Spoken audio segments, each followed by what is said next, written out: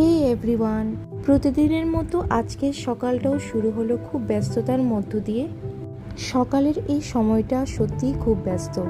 তাড়াহুড়ো করে তৈরি হওয়া, সব কিছু গুছিয়ে নেওয়া, তারপর স্কুলের পথে বেরিয়ে পড়া।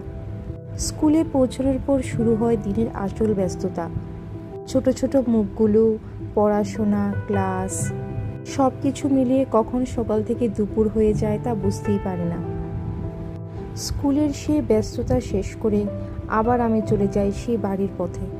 বাড়ি ফিরলে যেন মনে হয় এবার একটু নিজের সময়। বাড়ি ফিরে প্রথমেই একটু শান্ত হয়ে পুজো করি। সারাদিনের ব্যস্ততার মধ্যে এই সময়টা যেন মনকে ভীষণভাবে শান্ত করে দেয়।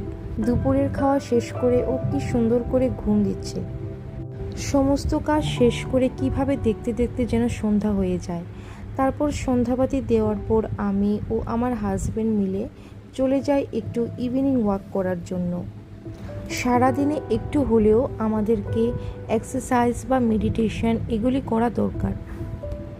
সারাদিনের ক্লান্তি ভুলে তারপর আমি ও আমার হাজব্যান্ড মিলে চলে যাই একটু ইভিনিং ওয়াক করার জন্য।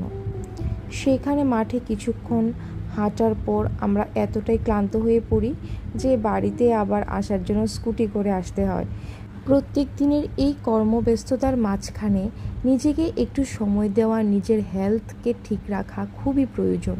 আমরা প্রত্যেকদিন এতটাই ব্যস্ত হয়ে পড়ি যে নিজের শরীরকে আমরা একটুও সময় দিই না।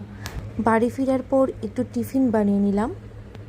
আজকের দিনটা খুবই সাধারণ ছিল, কিন্তু ছোট ছোট মুহূর্তগুলো দিনটাকে খুবই সুন্দর করে তুলল। আবার দেখা হবে নতুন একটা দিনের গল্প নিয়ে। টাটা।